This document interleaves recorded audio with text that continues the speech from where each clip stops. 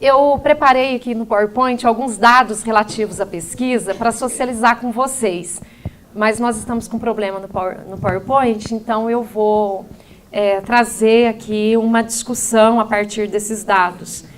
Que às vezes é muito chato a gente ficar falando de percentual, falando de dados, sem que se possa visualizar, isso é cansativo.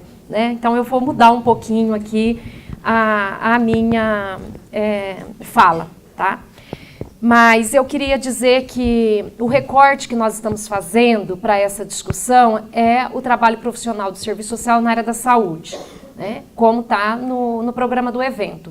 Mas a discussão, ela está subsidiada pela coleta de dados da pesquisa que nós estamos realizando, que envolve as 3 áreas da seguridade: previdência, saúde e assistência.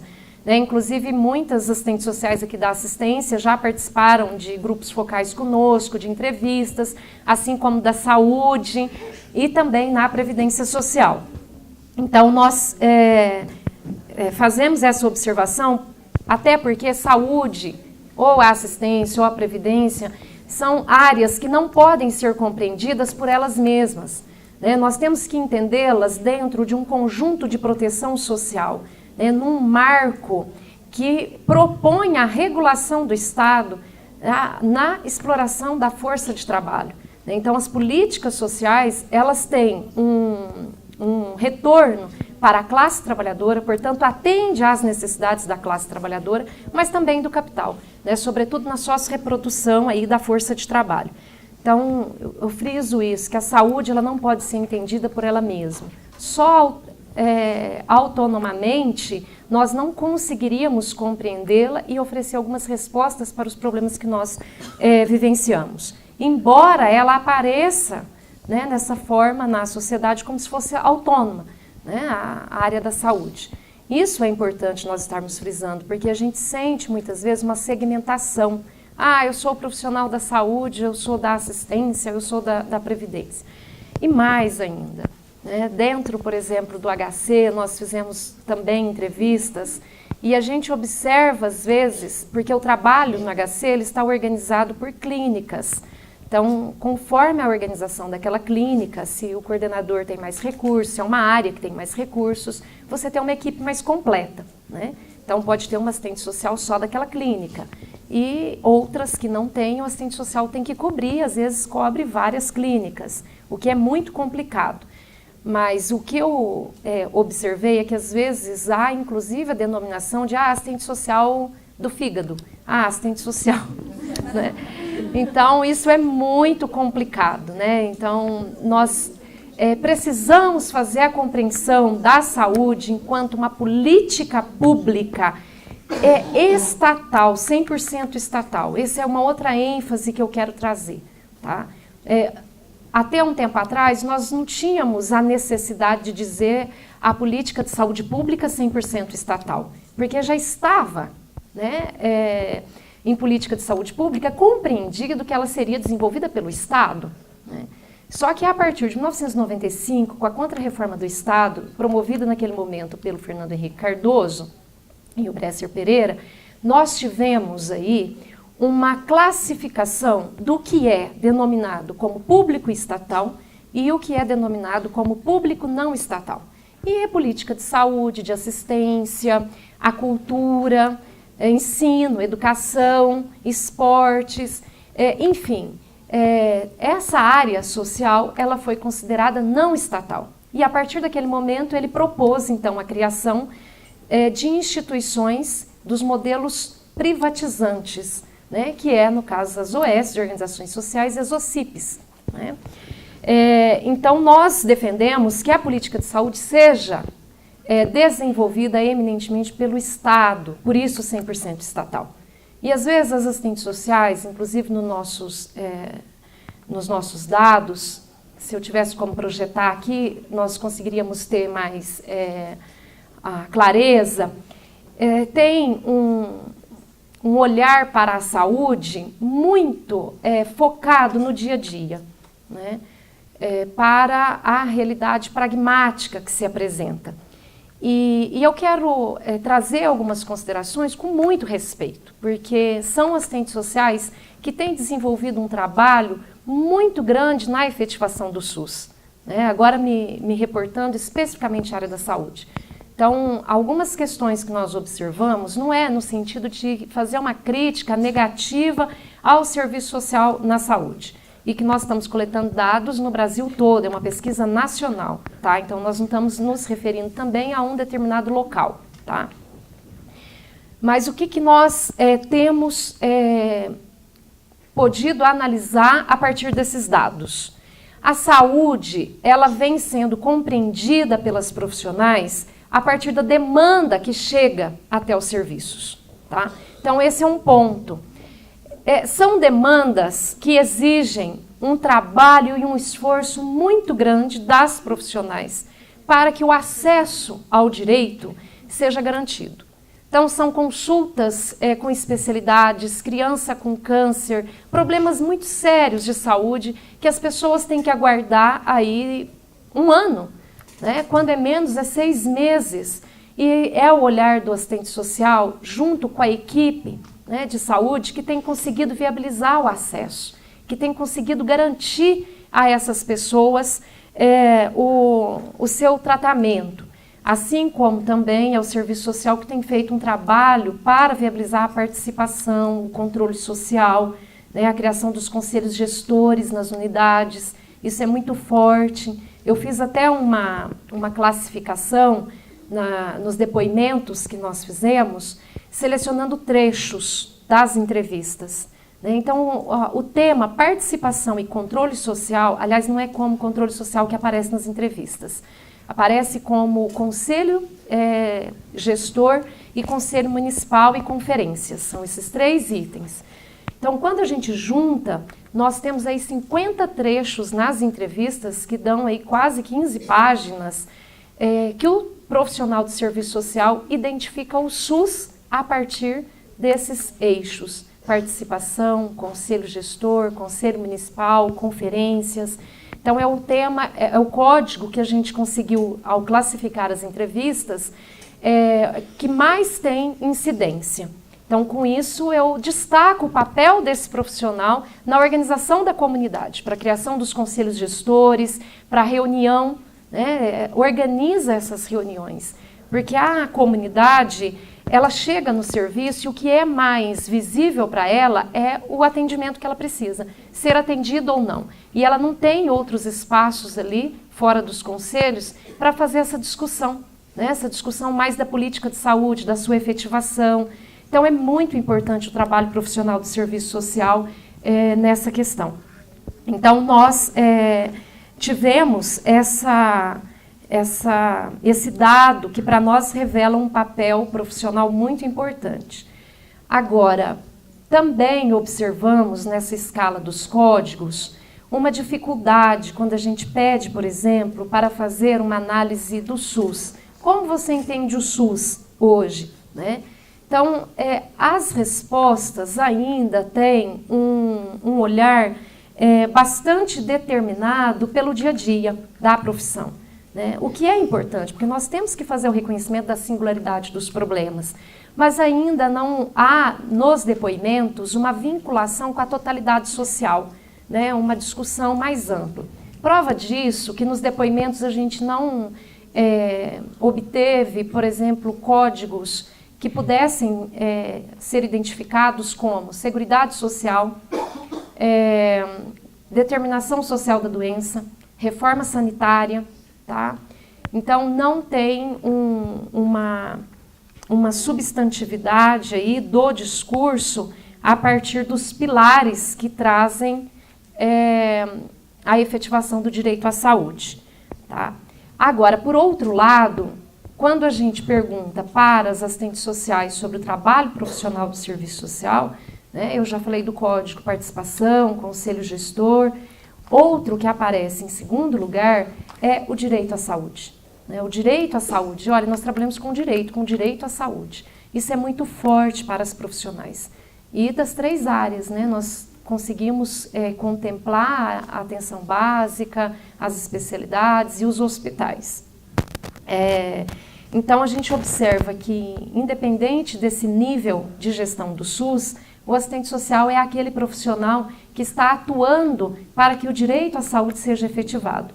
Então, as pessoas estão nessa via crucis. Elas vêm em busca de um atendimento, elas vêm em busca de resolver determinado problema, que nem sempre é possível, né? Existem questões aí da precarização dos serviços, da ausência de investimentos, da ausência de profissionais, e existem também questões da própria organização do serviço, da própria gestão, né? E é o profissional de serviço social, tanto é que isso é muito claro nas entrevistas, que o serviço social é um profissional que está sempre de portas abertas, né? O usuário vem e ele é atendido ainda que não tenha nenhum agendamento, mesmo que seja para dizer, olha, eu vou agendar a senhora, ou o senhor, ou você, para tal dia, tal horário, né? Mas ele recebe essa atenção.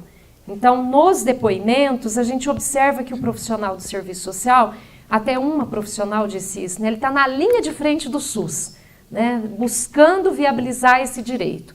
E isso para nós é muito importante, né? Conseguir fazer com que as pessoas tenham acesso ao direito à saúde, que esse direito seja garantido, né? Uma outra questão também que, a partir do direito à saúde, nós podemos constatar é que as assistentes sociais avaliam o SUS também a partir do direito universal à saúde. O direito universal à saúde ele foi bastante mencionado, tá? Em torno de 17 ou 19 códigos que tratam do direito à saúde. Então, tanto para falar do seu trabalho profissional, quanto para mencionar a estruturação dos serviços, né? Então, é bastante visível, um dos grupos focais que nós fizemos, eu não vou especificar a cidade, mas tem profissionais aqui, eu registro mais uma vez o agradecimento, né? Mas é uma cidade de médio porte, e as profissionais disseram, né, que nesse grupo focal, nós tínhamos ali profissionais que estão trabalhando desde o final dos anos 80. São pessoas concursadas, então a gente tinha quem está há menos tempo e quem está há mais tempo. E as que estão na saúde há mais tempo, puderam relatar, inclusive, a quantidade de determinados serviços que existiam nos anos 90, né? Antes de ter essa estruturação do serviço. Então, uma média, por exemplo, de 5 exames cardiotóxicos, elas citam, por ano, né? Hoje tem o aparelho e é feito, né, para todas as gestantes que necessitam. Um exemplo. Então, essa estruturação dos serviços, a partir daí, as assistentes sociais avaliaram que foi possível em decorrência do direito à saúde, do direito universal à saúde, né? Agora, por outro lado, a gente não conseguiu ter um avanço da análise a partir dos depoimentos do que emperra. Por que é necessário, então, o assistente social trabalhar na linha de frente da efetivação do direito à saúde? Se ele é um direito universal, ele deveria ser automaticamente, né, de fácil acesso e oferecer, então, a garantia desse atendimento a todos e a todas, independente de ter um profissional para fazer esse movimento de viabilização do direito, né? Então, a questão da precarização da política de saúde, a gestão privatizante. Então, nós não tivemos, por exemplo, códigos que falam da privatização da saúde, nós não tivemos aí a presença da OS, da EBSER, das fundações, que são temas muito atuais, que dizem respeito ao modo como a política de saúde está sendo transferida para o setor privado, né? Eu vou dar só um exemplo para vocês, porque nós percebemos também que às vezes chega como uma coisa boa. Não, o problema do SUS era a gestão. Agora entrou uma equipe nova aí, responsável, e eles vão resolver, né? E o problema do SUS não é gestão, e não é OS, EBSER, OCIPs e Fundação que vai resolver o problema da gestão. Um exemplo, ano passado nós tivemos uma aluna com um projeto de pesquisa aprovado pela FAPESP, e ela propôs fazer um estudo sobre a implantação da EBSER no hospital em São Carlos, né? No momento dos primeiros contatos que ela fez, ainda estava naquele processo da EBSER assumir, estava sendo passado, tal. Então, a pessoa que ela fez contato iria autorizar a pesquisa, né? Nesse período, a gestão passou efetivamente para a EBSER e o projeto dela foi aprovado, tanto no Comitê de Ética quanto pela FAPESP. E aí nós encaminhamos, então, para o hospital em São Carlos. E a EBSER negou, dizendo que não era um projeto interessante do ponto de vista do hospital, né? Então, não era interessante discutir a gestão, né? Se é um hospital público, por que furtar a realização da pesquisa, né? Então, esse é um exemplo só para mostrar que a gestão privatizante, ela não tem uma transparência tanto dos gastos, dos recursos, né, quanto de todo o processo ali de trabalho. Além do que a Frente Nacional contra a Privatização da Saúde vem demonstrando em todo o movimento que ela tem feito, tanto na internet quanto nos seminários, no material publicado, né, que esse é um processo de entrega do que é público, né, de uma privatização muito diferente do que a gente conhece. Porque, historicamente, a privatização ela é o quê? É uma venda de uma determinada empresa, de um determinado setor, né? O que essa gestão privatizante propõe? Ela propõe se apropriar do que foi construído com dinheiro público, com muita dificuldade, né? Olha para vocês verem os hospitais, né? Os 42 hospitais públicos é onde está a excelência da pesquisa da área da saúde, né? E isso agora fica nas mãos de pessoas que não são pesquisadores, de pessoas que não têm vínculo com aquela história. É todo um patrimônio intelectual, cultural, científico entregue para um setor privado, né? Além de outras questões que perpassam, por exemplo, as condições de trabalho, a ausência de concurso público, que nós já começamos a detectar no estudo, né, dificuldades, porque a assistente social diz, olha, eu estava no hospital, mas a EBSER assumiu, tal, né?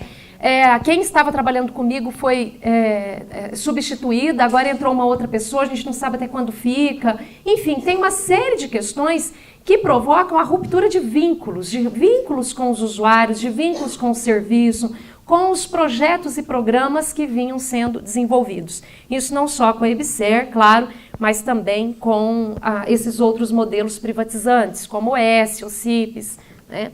Nós fizemos grupos focais no AME, que é o Ambulatório Médico de Especialidades do Estado. Então, em várias cidades, a gente enfrenta essa dificuldade, porque é um serviço que já nasceu a partir desse modelo privatizante. Ele foi organizado assim, então as assistentes sociais não são concursadas, né? E elas estão numa condição, quando a gente analisa os grupos focais, de subalternidade muito maior dentro desses serviços, né? De subalternidade não apenas ao médico, que historicamente tem um papel nas equipes, não em todas, mas a gente ainda verifica isso, né? De maior imposição, de poder do saber, isso existe, né? Agora, é claro que nós já temos alguns avanços de algumas equipes construírem espaços interessantes e pedagógicos para a organização de trabalhos em rede, intersetoriais, etc.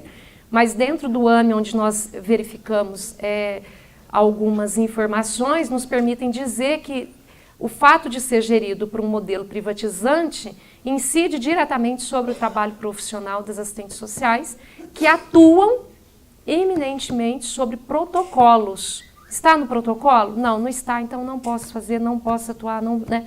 Não, é um limite muito grande, tá? Então, os dados da pesquisa nos permitem, eu vou pedir para você, 5 minutos? Eu quero falar de alguns dados que, mesmo que não dê para expor, que nos ajuda a caracterizar, né, o perfil desses profissionais da saúde, quem são, né?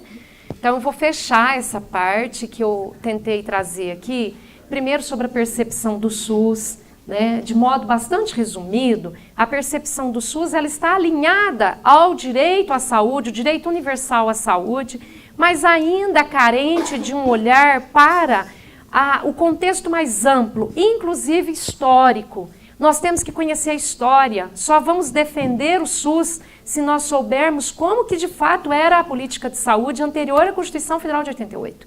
Né?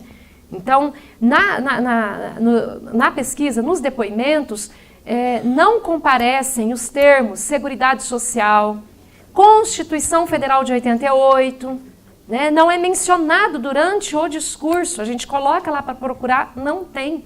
Né? Reforma sanitária, tá? Então eu queria frisar que nós temos que nos apropriar dessa discussão histórica da construção da política de saúde, do Sistema Único de Saúde, que é hoje o maior sistema de saúde do mundo, tá? Só que ele tem também, olha que paradoxal, ele tem também o maior sistema privado de saúde. Se eu não me engano, ele perde só para os Estados Unidos. Né? Se é Sistema Único de Saúde, ele não deveria ter esse crescimento do mercado privado. Então, a gente discutiu bastante isso na pesquisa. As assistentes sociais, em determinado momento, algumas quiseram fazer coro à fala do ministro, que diz que o SUS não cabe no orçamento do Estado, mas outras questionaram e no Grupo Focal mesmo a gente verifica ali um pequeno debate mostrando que o SUS é hoje uma política essencial, inclusive para o desenvolvimento social. O SUS, não só pela quantidade de trabalhadores que ele tem, os serviços criados, isso foi bastante referido, os serviços criados, mas também pela proteção da saúde. Né? Nós temos, gente, problemas muito sérios que as pessoas vivenciam, que procuram e que têm, às vezes, o convênio médico. Mas o convênio médico não dá resolutividade para problemas crônicos. Então, a gente observa que em determinados momentos, sobretudo na entrevista com assistentes sociais do HC, o SUS ele passa a ser um local de recepção de pessoas que têm convênio, né, mas que o convênio não dá conta. Então, deságua ali. Por que não dá conta? Por exemplo, uma patologia rara que a gente pode observar, olho seco, né? A pessoa fica 10 anos fazendo tratamento e não tem o diagnóstico. Né? Quando consegue diagnosticar, onde que faz o tratamento, né, específico? Está nos hospitais públicos. E ali você precisa de uma equipe multiprofissional muito grande. Né? Você tem que ter um oftalmocirurgião, são pessoas que de repente vão ter que fazer uso de imunodepressivos, eles vão ter que passar por um reumato, eles vão ter que passar por um médico de rins, né? Pode desenvolver a partir dos medicamentos um problema nefrológico. Né? Então veja, há uma complexidade na saúde que nós não podemos de forma alguma relegar, não só por esses problemas, né? Relegar ao setor privado. Né? Então, eu fecho esse eixo, antes de passar para os dados, eu vou pedir 5 minutos a mais. A saúde, gente, ela é, sobretudo, um espelho da organização social dessa sociedade e do modo de produção. Se nós formos estudar a saúde pública, nós vamos ver na história, no século XVII, no século XVIII, quando nós temos a aglomeração nas cidades, a Revolução Industrial, né? Nós vamos ter aí o texto magnífico do Engels, A Classe Trabalhadora na Inglaterra, que vai mostrar sobretudo o quê? A condição de miséria que as pessoas estavam inseridas no mercado de trabalho miseravelmente e que vai reproduzir isso na sua condição de vida. Então, as condições de moradia, as doenças sociais. Então, tudo isso vai pressionar para que se desenvolva a medicina social. Então, a medicina social ela vai nascer já no século XVIII, início do século XIX, considerando, então, essa realidade social. Portanto, a saúde ela tem que ser desenvolvida pelo setor público. É o setor público que vai estabelecer uma política que seja capaz não apenas de tratar os problemas, mas que seja capaz de buscar suas causas e de neles intervir. Porque nós precisamos, sobretudo, de intervenção, né? Conter, tá? Esse dique que deságua aí em doenças que vem dizimando vida de população tão jovem, né?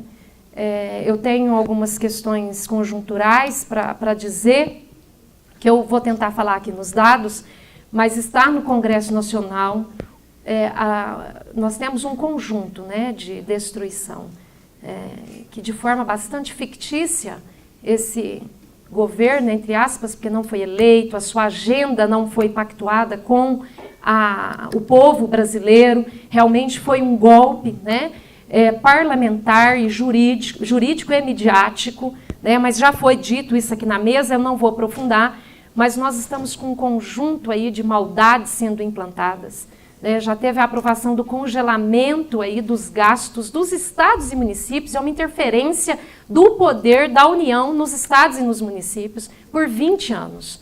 Então, nós, assistentes sociais, que já trabalhamos com os cortes sociais, vamos vivenciar isso mais acentuadamente, porque é nós que estamos ali vendo o sofrimento, o olhar daquela pessoa que já não tem mais aonde buscar, porque junto com todas as medidas que estão sendo impostas de cima para baixo, nós temos a destruição do emprego. Terceirização não cria emprego.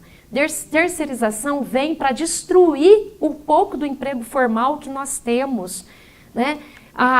O negociado sobre o legislado, então essa deforma trabalhista retira a possibilidade, né, de sustentação do principal pilar da sociedade burguesa, que é o trabalho formal, que é o trabalho regulado pelo Estado, né? Então eles vêm com um discurso que não há mais hipossuficiência. Eu não vou entrar nesses detalhes, o Estudo de Saúde do Trabalhador, eu teria muitos exemplos para trazer para vocês, mas eu me limito a dizer que eu ouvi que nos depoimentos, vocês que são assistentes sociais, que têm curso universitário, 10 aqui do grupinho que eu separei para discutir aqui os dados, tem mestrado, né? Um percentual maior tem especialização. Então, supõe-se uma certa autonomia, né?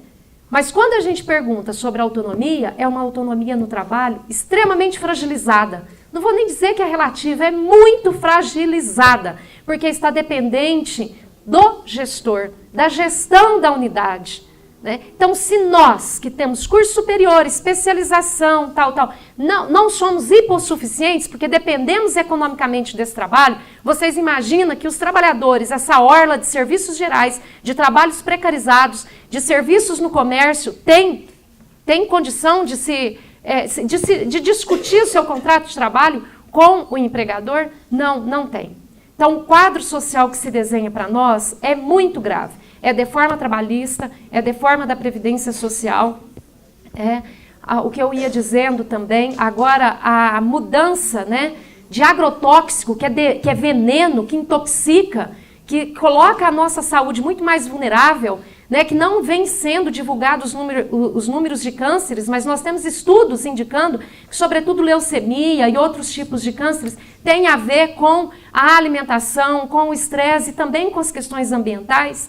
Então, em nome da produtividade aí necessária ao capital, aos ganhos do capital, vem sendo modificado leis, né, que regulamentavam até então os níveis de consumo desses intoxicantes, vamos dizer assim, dessas drogas, né, que geram um problema seríssimo para a comunidade, né?